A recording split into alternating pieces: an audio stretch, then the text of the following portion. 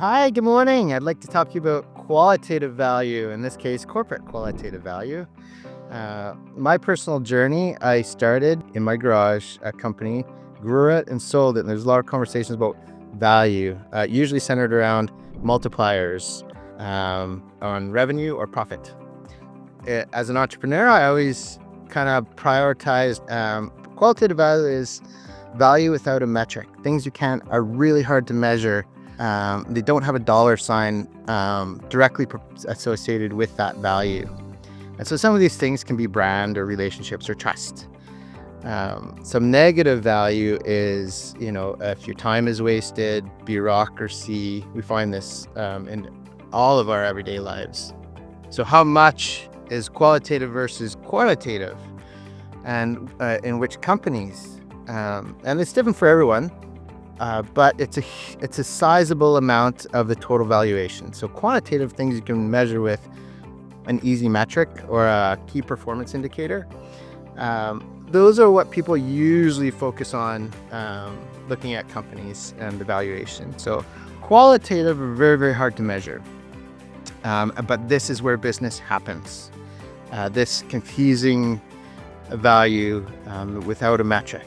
And so they're, in some companies, about 50% of the value. And so do they exist? There's always this conversation is, are they helpful? And if you look at this chart, this is more about social capital, but you can interpret it as trust. So trust is directly proportional to revenue or GDP. And so if you incubate trust or qualitative value, it's directly proportional to making more money. And so this is important. It's important because this is a huge variable in business, really hard to measure though. So how do we measure these things? And so I had to, I investigated quite a bit and I came up with a few ways. You have to look at what metrics we use, what type of metrics.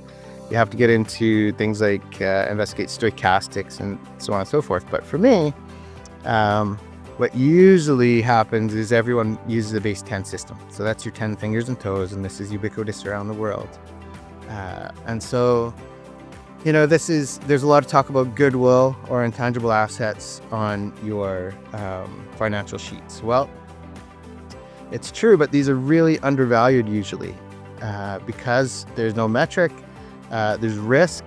If there's no metric and you don't understand them, then risk becomes present. And so then what happens is that they're really undervalued. So maybe you'll get a dollar on every 100 or a dollar on every 10. So it's not more than 10% is what people usually guess. They have to guess what this qualitative value is. And so we have to, again, look at, can we measure these? Can we get a more accurate look at our measurement of qualitative value? So we have to create a ruler for these things. And how do we do that, and which kind of ruler? And so it really becomes interesting in the court system.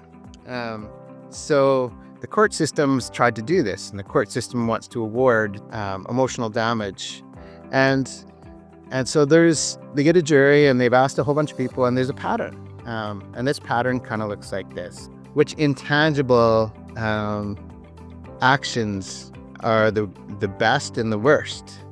And so what happens here is we start looking at a non-linear pattern. So we don't use our 10 fingers and toes then.